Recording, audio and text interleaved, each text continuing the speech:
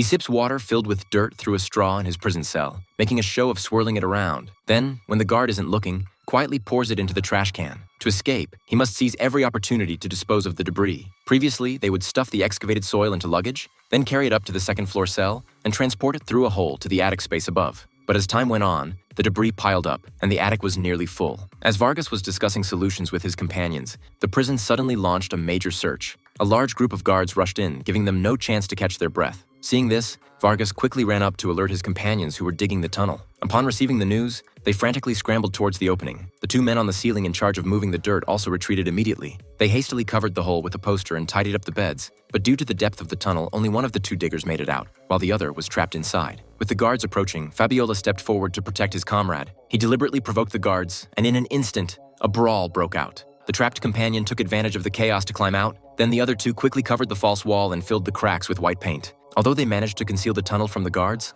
all the prisoners were punished. They were forced to strip and kneel in the yard, and Fabiola suffered a month of solitary confinement. But at least their escape plan wasn't exposed. Thinking back to over 300 days ago when they first proposed the escape plan, he had even gotten into a heated argument with David and nearly came to blows. In fact, all 120 inmates held here were political prisoners. They had previously launched a struggle against the dictatorship. Although the Supreme Court's verdict had not yet been handed down, they all knew the end result would undoubtedly be the death penalty. With the constant persuasion of his companions, the two could only put aside their personal grievances. David shared his calculations from the past 2 days. If they dug from the cell to the prison's outer wall, it would be about 70 meters, generating approximately 50 tons of soil. This vast amount of debris left the three men at a loss, but with the urgency of the situation, they couldn't dwell on it. On the 5th day of imprisonment, they tapped the wall with a hammer handle. The crisp sound indicated the wall was not sturdy, so they took out a saw blade and started sawing at the corner. Their companions also played guitar to mask the noise. By the 11th day of action, the crack in the wall had been sawed over a dozen centimeters. Before long,